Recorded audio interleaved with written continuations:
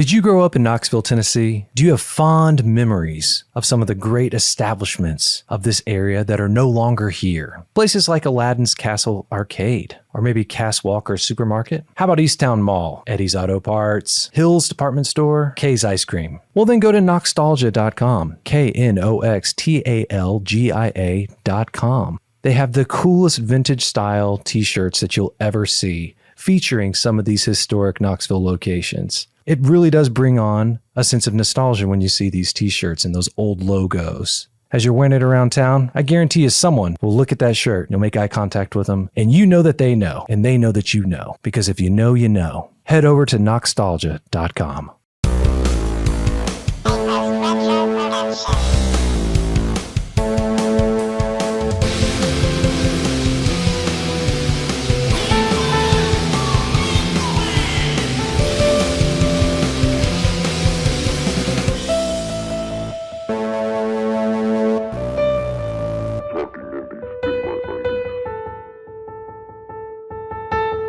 Hey everybody, welcome to this episode of Talking Undies in My Undies. My name is Jacob and I'll be your host. I don't know about you, but every time I get on Facebook and Facebook memories pop up in my timeline, I am mortified.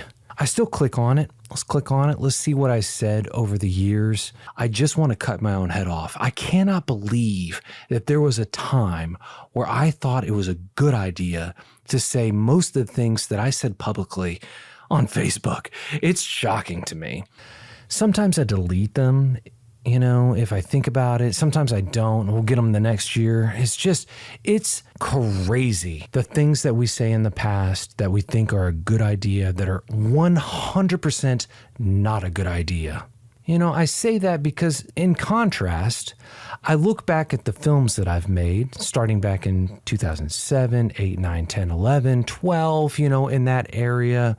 They're not bad. I'm actually not very embarrassed about it at all. I look at, 2013, 14, 15, 16, 17. I'm actually okay with it. Now, if there was any Facebook posts where I actually type some stuff out next to those videos, I will probably be mortified. But outside of that, I'm okay with it. It's weird how that works. I don't know if there is just so many layers between, myself as a film director and the movie that is made that lost in translation is my original thought. Because if you just let me type something on Facebook, I am mortified by that. But this film that is telling you about my feelings, I'm okay with that. It is weird how that works. There's a film that I made back in 2015. It's called Ronnie George, a Rock Band. It was made with my great friend, Ronnie George. That is one of my favorite films. This film's okay. This is a film that we made back at the 54 Film Fest. That's basically where you have a weekend to work on a short film. And I remember getting together with some great friends, Luke Dye, Kristen Dye, and we worked on a script and we made this movie because we wanted to make the Ronnie George movie. At this time, we knew of Ronnie George for a handful of years and we wanted to make a film that was centered around Ronnie George. I'd been great friends with Ronnie for a few years at that point, a handful of years, 3, 4, 5 years. And we just felt like this was a cool thing to do. So we made this film about a guy who wants to join a rock band. He had some physical attributes that maybe held him back a little bit, but this was an underdog story about a guy who wants to push past that, push past the societal norms that are telling him that he can't do something. And at the end of the film, he does it. He does something and he makes a cool frontman for a band. As I look back at that film, it's one of my favorite short films that I've ever made. I've made dozens of these things. By dozens, I mean maybe like 2 dozen, 25, something like that. I made a bunch of stuff over the years. And this is one of those that would be on the Mount Rushmore for me. Ronnie George, a Rock Band. It's one of those that I'm not embarrassed by at all. I look at it and I think that the editing is really, really nice in this. The shooting is good, it's fine. The sound is great. We had DeConbrio, the local industrial rock band, come out and make an original score for it. This movie was a freaking banger. Fast forward into 2023. Ronnie and I are still great friends. We talk on the phone once a week. We keep up with each other's lives. I know Ronnie more intimately than I know any other human being on this planet, besides maybe my wife and my children. And I said maybe my wife and my children. That's a maybe. I know Ronnie very, very well, and he knows me extraordinarily well. And it's not always roses. Fast forward to 2023, we made a film called Ronnie Goes on Tour. Now, this was an idea that was a sequel to Ronnie Joins a Rock Band that I had a handful of years ago. It's something I've had in my back pocket for a while. I was always looking for the right time to do it. Because the first film, Ronnie Joins a Rock Band, is about adolescence. It's about discovering who you are. It's about being a teenager in a lot of ways. Ronnie Goes on Tour, metaphorically, is about middle-aged life. It's about, okay, you've met your goal. How do you sustain your passion once you've met your goal? That is what that film is about. Now, there should be a third film, and we'll get to that down the road, and that's about retirement and death. It's called Ronnie Forever, or How I Discovered the Infinite. I already have a title. Don't have a script, I have a title. But right now we're talking about Ronnie Goes on Tour. Last year, the Elevator Pitch Film Festival competition came up, and I've just kind of felt like it was the right time. The elevator pitch is really meant for making a short film that you could perceive making into a feature film. Did I feel that Ronnie Goes on Tour could be a feature film? I don't know. I just didn't really think about it that much. The point is that Ronnie Goes on Tour was always going to be the second section of the story. How we told that story was going to just be dictated upon luck and everything else. Well, we ended up having great luck last year. We had DeConbrio come back out and do original music. We had them actually come out and be actors as well. Danny, Jasper, Kevin, terrific people come out. We used the Concourse, which is an incredible venue that's owned by my friend Jay Harris. And sometimes things don't work out the way that you think that they will. I remember in this film, we had an audio issue, which caused us to have to dub the entire movie, which makes the movie have a weird vibe to it. It gives it sort of a David Lynch feel, which I enjoy.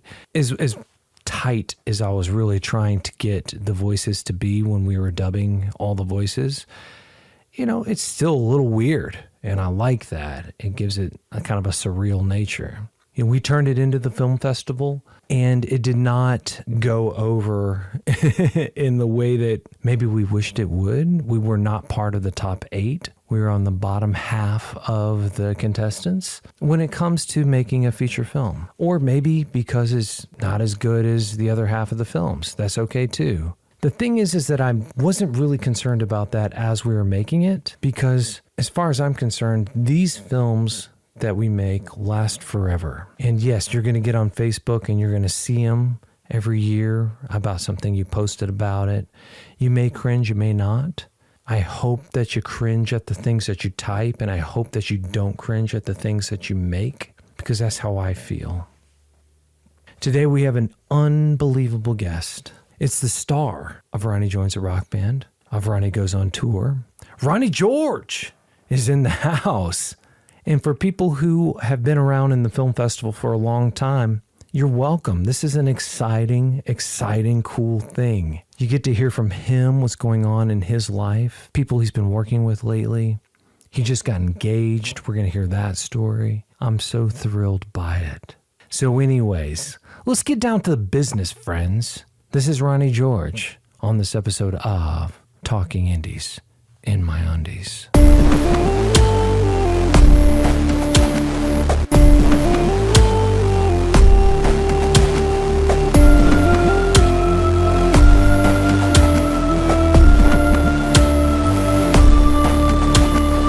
I heard recently that you were part of this film Piglet.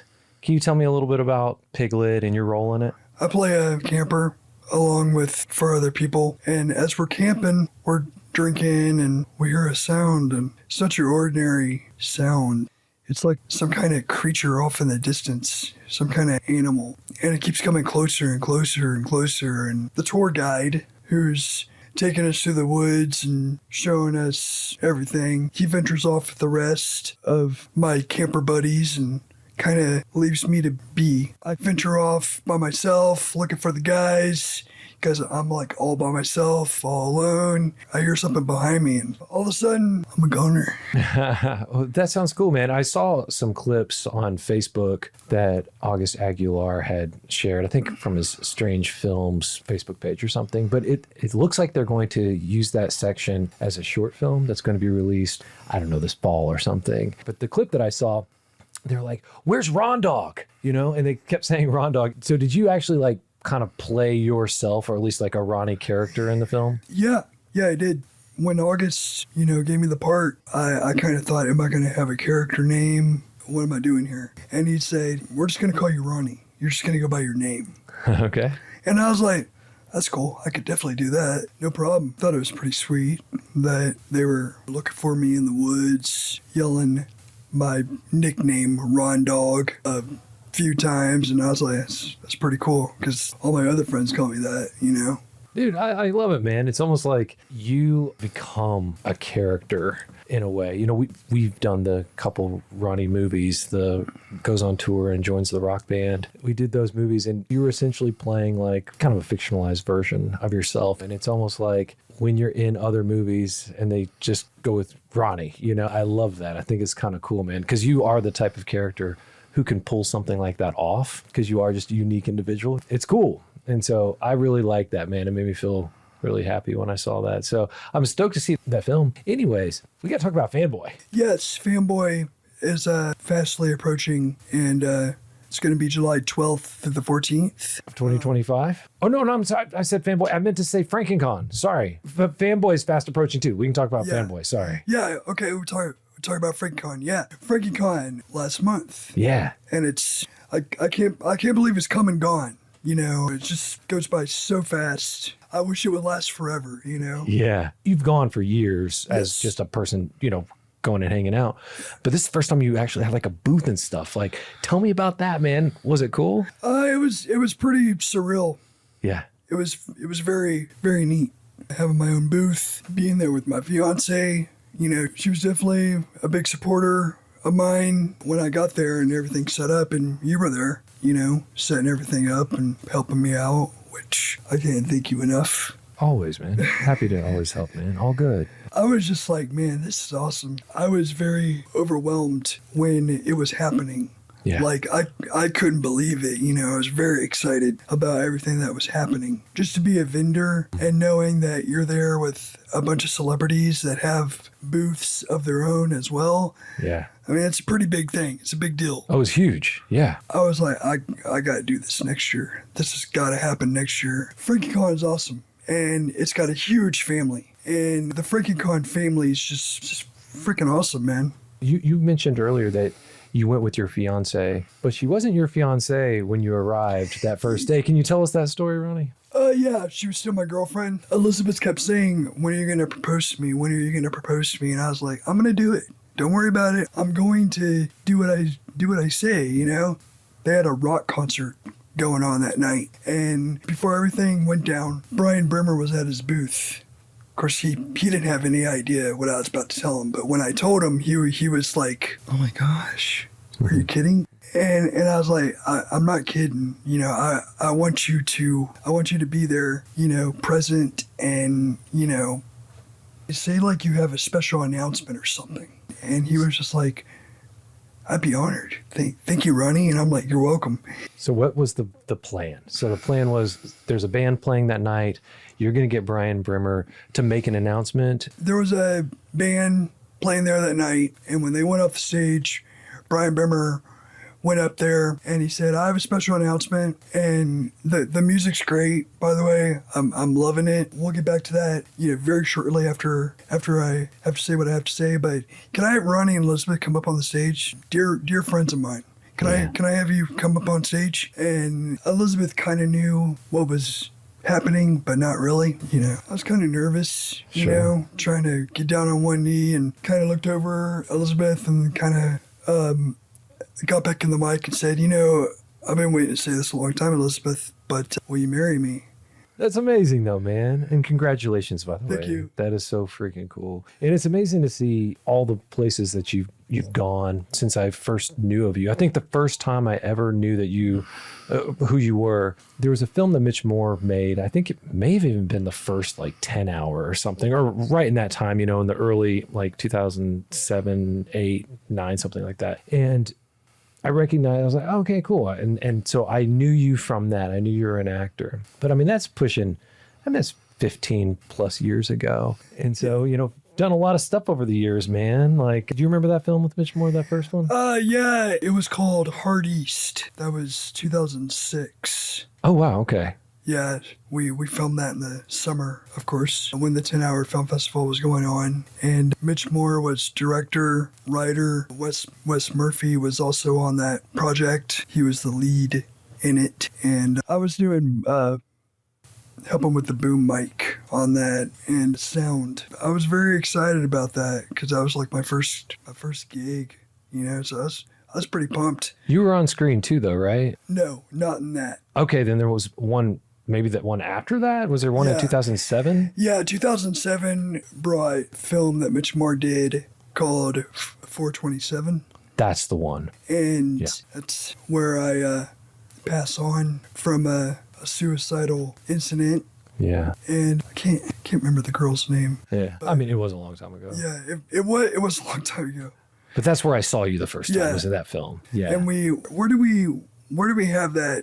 The screening. It's called the World Grotto. Yeah. Okay. Yeah. The World's Grotto. Yes. Yeah. Which I don't even know if that place is still. It's not. It's definitely not. It's something else now. But yeah, it was cool because you walk in and you go down these stairs and you'd be like underground in this pretty interesting environment. So that was really cool. And then I think after that, the 10-hour, I think started going to the Bijou. I think that's what it was after that first year for me, that 2007, then 2008 and 9. It was at the Bijou. But yeah, man, like, I don't know. You've been doing this for a while now. How do you feel about acting and being an actor? Do you feel like you've arrived? Are you content with where you are? I feel like I've arrived. Yeah. I feel pretty accomplished. We're always searching for new ways and new goals to accomplish. But do I enjoy what I do? You better believe it. Yes. I enjoy the hell out of what I do. Working with you, Jacob Boyd, and so on and so forth, whenever I get the opportunity, I jump on that bandwagon, man. And I'm like, let's go. And you've done a lot of big stuff, man. We mentioned this film with August Aguilar, but you've done, what's that guy, Donald Farmer? Is that his name? Yeah, Donald Farmer. Yeah. Tell us a little bit about those gigs that you go on with him. Well, the first year I ever worked with Donald Farmer, I was also with Joe Castelline. We took a trip out to Nashville, and he was working on this new horror film called Cannibal Cop. Cannibal Cop. That's a killer name. Yeah, I thought it was pretty sweet. Joe played an FBI agent, and I played one of the detectives. So that was pretty cool. And then after that, it just continued for, a little bit. There was Cannibal Cop, and then Shark Exorcist 2. That was a cool experience filming that. Another great title. What was the one? Something Hookers? Cannibal Hookers, yes. Yeah. So you've done a bunch, like a handful of them. 3, 4, 5, something like that? Yeah, a bunch of them. Cannibal Hookers. There were Darby's Scream House, Bigfoot Exorcist. I mean, the list just continues. But Donald Farmer's a great guy to work with. He's been doing this since like the 80s. And, whenever you get a call from Donald Farmer and he wants you to be a part of something, you're like, yeah, I'll work with you any day, Sure. He's been around. Yeah, dude, heck yeah, man. So, you've done a lot of different types of projects over the years. Is there any film or project that would be one of your favorites? I have 2. No, I'll take that back. 3. And Ronnie Goes on Tour was awesome. But I want to go back to Ronnie Joins a Rock Band because that's where it all started. That's where it all began. And we had a lot of fun doing that. It was awesome. Getting DiCambrio on the bill with us. So cool. And Caleb Verdine, I believe is how you pronounce his name. He's hilarious. Yeah. And we were in your old house at the time and just everything that went down, working with Luke Dye and Kristen Dye and Heather Wright, it was It was awesome. That was a lot of fun. You know, Ronnie Goes on Tour. It was fun too. But Ronnie George Rock Band, that was something new, something fresh. It was special. I don't know what it was, that we never done, and yeah, you know, it was just a lot of fun doing it, man. Heck yeah, dude. I went back and I've seen that, you know, recently, and it rocks, dude. It's like, I don't know what we were doing that day, but whatever we were doing was the right thing. It was really cool. I enjoyed that one so much. Even going to Nashville and filming with Val Kilmer, that was huge. Mm-hmm. You know, that was extreme fun. Had a awesome time. Awesome doing that project. And also The Gifted with August, working with Ginger Lynn for the first time. Because I was like, you know, I can't believe I'm working with a legend here, you know. It's pretty freaking cool, man. When you're in the moment, you know, and you have arrived, it's pretty freaking awesome. But those are my three favorites that I kind of look back on. And you're going to have more than one favorite. If you ask me about what my favorites of my films are, I don't know if I could give you less than 5. There's so many I like, you know, but that first Ronnie Joins a Rock Band movie, I love that. And like, I want it projected on my tombstone when I'm dead. It says a lot about our friendship and our relationship to each other. There's no one else who could have ever made that movie except for me and you, which is really special. That's really special, I think. Well, yeah, we definitely had something special going on there, man. You know, while filming, and it was just a fun time hanging out with you and Luke, and just we had a blast, man. Yeah. You know, and 2015. Yeah, we're all fresh-faced and... But yeah, it's like, you know what kind of drives me crazy? When you've done so many films, you remember your favorites. But then when somebody asks you, like, what else have you done? You're kind of like, well, I worked on several films. You can't remember the names of them, really? Because as the years go by, you're like... You're always working on new stuff, you know? Yeah. Has that ever happened to you? Well, I'm not an actor the way that you are, but I have certainly like maybe helped someone on a project, you know, as a second camera or a freaking PA, get someone coffee or whatever the case may be. And I definitely will not remember all the names of those and stuff. But, you know, I just don't do as many projects as you do, because when I do it, you know, it's usually for me.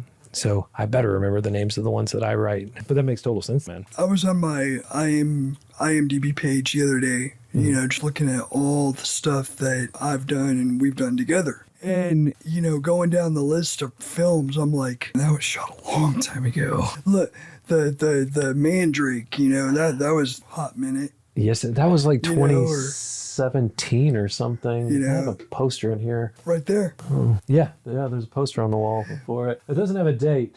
I need to start doing that on these movie posters, putting the year on the movie poster so I don't forget. But yeah, it's crazy the way time just keeps moving forward. Yes. You know? And if you were to just give me a list, I would remember. Yeah. But without that list, I'm like, I only remember my favorites. Ronnie, it cannot be a Ronnie George podcast if I did not give you an opportunity to tell me about a Drew Barrymore starring film that you would like to talk about for a minute. Poison Ivy. Ooh, I do like Poison Ivy. From 1992. Yeah, so tell me about the film. What do you like about it? It's not only is it a dark film, but it's very, very seductive. And Drew Barrymore she just played the part so well as Ivy. Remind me on the plot. So it involves Drew Barrymore is this teenager and she befriends this girl and they become good friends, right? And Drew Barrymore is like the really cool one, and the girl kind of looks up to Drew Barrymore a little bit, or, you know, is influenced by her. And then doesn't Drew Barrymore get involved with this girl's father or something like that? Yes. Tries to have an affair with her father and tries to take her father's ex-wife out of the picture because he's got a lot of money. He's a TV news reporter, and you know, he makes a lot of money, and she basically takes advantage of that. You know, wants all these new clothes. She ends up killing his ex-wife by pushing her off a balcony. Yeah. And because she's, you know, sick and bedridden, and I don't know, it's kind of a mean-spirited movie, But at the same time, you're like, I don't know, something about Drew Barrymore, man, in that movie is just like, you just want to see what happens next. They made sequels to the movie, not starring Drew Barrymore. It's kind of like a straight-to-DVD franchise, the Poison Ivy films. It's a big deal. And when I saw the film, a handful of years ago, it was on the Criterion channel. Criterion is like the fancy pants movies, and they were showing it. So, I mean, it's a genuine cult classic for sure. And she's great in it. So thank you for that. Now, one more. What's your favorite band right now that you're listening to? I've kind of been all over the place when it comes to metal music, listening to heavy metal, listening to black metal, death metal, etc. And it also depends on my mood. There are days when I'm, riding with my fiance and I want to listen to, the new metal era, Korn, Biscuit, Deftones, Linkin Park, that era. And then there are days when I'm kind of feeling pissed off, and I'm on death metal, so I listen to Obituary, Cannibal Corpse, some Deicide, and then if I want to go really dark, I listen to black metal, Mayhem, Emperor, Satricon, those kinds of bands. So it varies, and like I said, it also depends on my mood, because I'm not bipolar. I just tend to have mood swings a lot. I don't know what it is, but I love my new metal. Because that's the era we grew up in, Jacob. For sure. System of a Down, Korn, Slipknot. I listen to a lot of that. Yeah. Marilyn Manson, as a matter of fact, he's going on tour with Five Finger Death Punch. Oh, cool. Are they coming to this area? I think Nashville. Okay. I don't think they're coming to Knoxville. But I saw recent pictures of Marilyn Manson. He looks pretty good. Yeah? Hold it together? Lost a lot of weight. He said he's sober. He's quit drinking, and he's sober and clean and looks good. Good. All right. Good for him, man. Yeah, it's hot up here. It is. It's like a sauna in here. Yeah, we're going to have to probably we're going to have to cut this short because we are sweating. Sweating bullets. Sweating bullets. Ronnie, this was cool, man. I'm glad we got to talk today. Yeah, anytime, Jacob. All right, well, let's do it again soon. All right, thank you very much. Yes, sir. Yes. There it is. I hope you all enjoyed that. That was fun. I had a great time talking to my main man, Ronnie George. I was talking to my wife earlier today, and I was thinking about the third Ronnie George film, and I was thinking about who could be in this picture. And I started saying things like, could Freddie Prinze Jr. be in this film?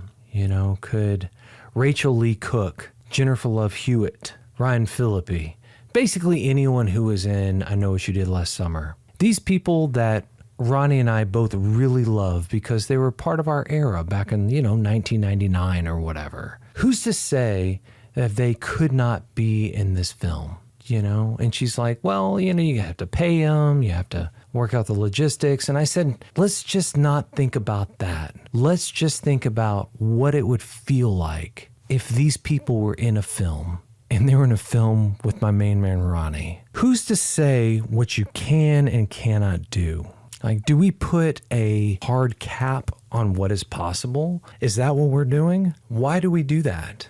We are putting that cap on ourselves. Who's to say that the next short film that you make isn't the greatest short film that's ever been made? You can say, well, I don't have a budget. I don't have these great actors. I don't know how to do that. That is the story that we tell ourselves. What happens when we decide that we're not going to tell ourselves that story anymore? And we're going to say, I am just as available to make a great film as a Quentin Tarantino, Wes Anderson, Paul Thomas Anderson, whoever. There's no reason I can't be as good as what they do. I have no hard cap on what my potential is. Maybe Ronnie George and Freddie Prinze Jr. will share a scene together. I don't know. I think it's totally possible, and I like the way that feels. I've been thinking about that, friends, and I encourage you to think about that too. Think about what it feels like to have all your dreams come true. But I'm afraid if I feel that way, what if it doesn't happen? I'll be even more disappointed. Well, quit being a little whiny butt.